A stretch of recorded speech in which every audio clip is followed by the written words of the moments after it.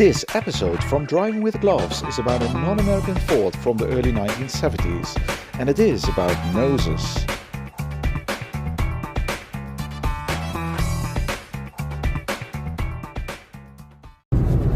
Hi, my name is Cor, and welcome to my channel, Driving With Gloves. I always drive with car gloves. Your question might be, why do I drive with gloves? And my answer is, why not?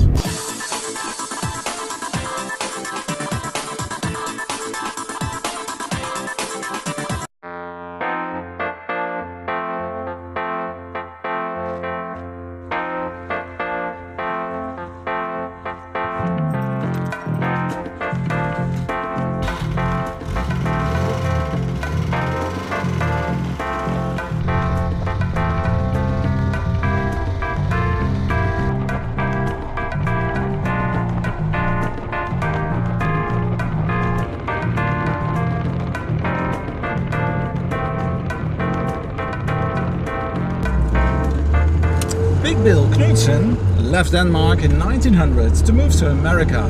He got a son called Bunky. Big Bill made a huge career within General Motors. So, at the age of 14, his son Bunky asked his father if he could get a car. So Big Bill gave his son a car, but only in parts. So Bunky had to build the car himself, and that is just what he did. And he mastered his task without any problems. So it is no surprise that Bunky made a big career within the car industry like his father. He even saved the car make Pontiac from bankruptcy. Although Bunky was an engineer and no designer, he introduced a design feature, the so-called Knudsen nose. And this design feature gives this beautiful Ford Taunus Coupé its nickname, Knudsen Taunus. In the late 60s and early 70s, you couldn't get around fastback coupés. In America, you had the beautiful Ford Mustang fastback coupé with a V8 engine. But also Ford Germany launched a fastback coupé, the Ford Taunus Coupé, better known as Knudsen Taunus Coupé. You had different models within the Taunus range. The basic Taunus was called L. Then you had the luxury XL, the sporty GT and the top model GXL. The GT and GXL models had a 1600cc petrol overhead camshaft 4-cylinder engine with a different header and a Weber carburetor to produce 88 PS and 125 Nm of torque. This car is rear-wheel drive and it has a 4-speed manual gearbox. The suspension in these models is sportier and the brakes are more powerful. And it has bigger drum brakes in the rear. You had the XL model, which was more luxurious with single seats in the rear. It had square headlamps and more chrome. The GT model was sportier with 4 round gauges in the center console, extra headlights and sporty rims.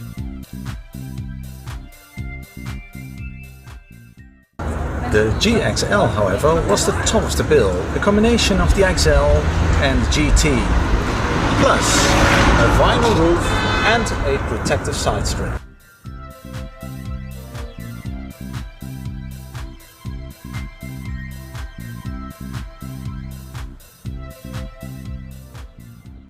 This Ford Taunus 1600 GXL has further a fantastic history.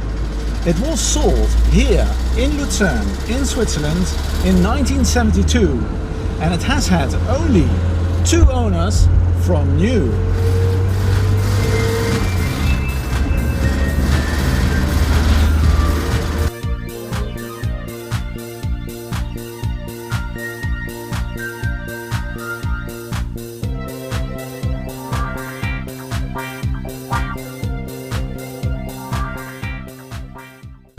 The last 12 years it was owned by a little Ford museum in eastern Switzerland, and now it got back here to Lucerne in central Switzerland, and it is now for sale at Auto Vogel here in Switzerland, and they were so kind to let me film and drive this car today.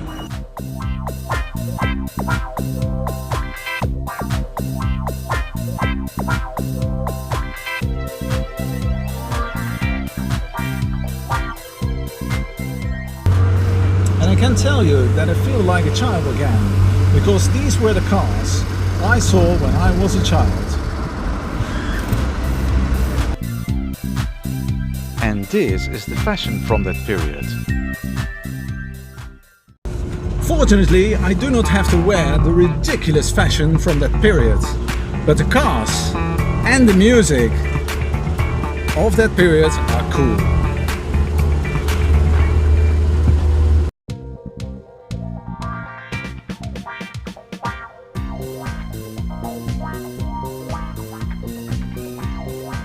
The Knudsen nose was popular with many different car makes, but especially with the cars from the Ford company after 1969, except for the Lincoln models.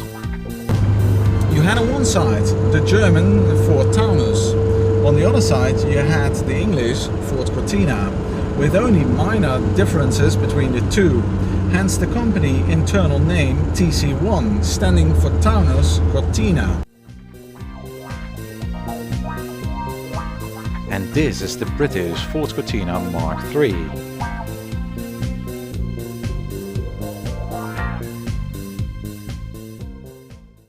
The Cortina was Britain's best-selling car in 1972.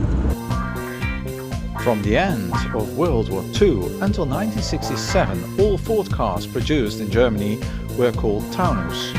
The logo was similar to the coat of arms of Cologne. There was even a van called Taunus Transit. In 1967, the name Taunus was replaced by the name Ford. But with the introduction of the Ford Taunus TC in 1970, it was reintroduced and was used until 1982. Because in 1982 the Ford Taunus was replaced by the Ford Sierra.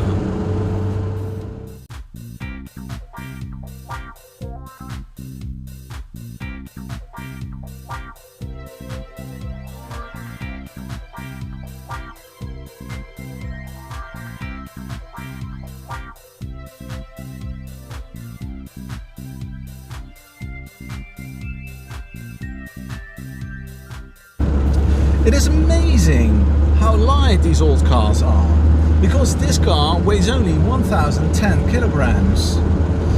Is that perhaps the reason why it is so involving to drive these cars?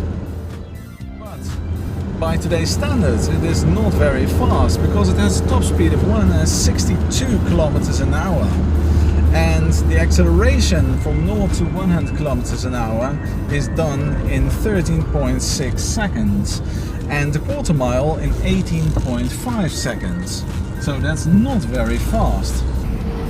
Sorry, I'm talking rubbish, because this Ford Taunus is fast enough to keep up with a modern Porsche Panamera. It is in fact so fast that I had to overtake this Porsche. And on this mountain road I was chasing a car who couldn't even stay in his lane, and he decided to leave the road because I was way too fast.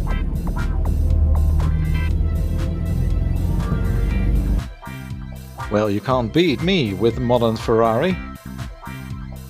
It is so tremendously fast that it can even overtake bicycles.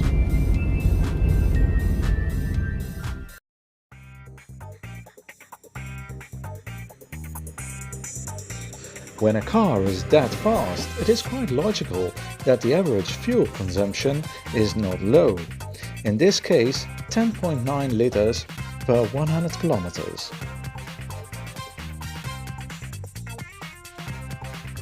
But let's be honest, who cares?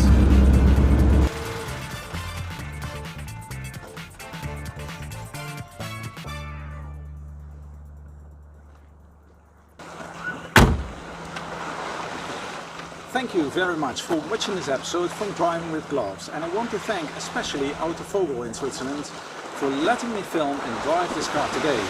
It was time traveling back to my childhood, because these were the kind of cars I saw when I was a child. I hope you liked it, so then thumbs up, and do not forget to subscribe to my YouTube channel Driving With Gloves. See you next time in a new episode from Driving With Gloves. Thank you.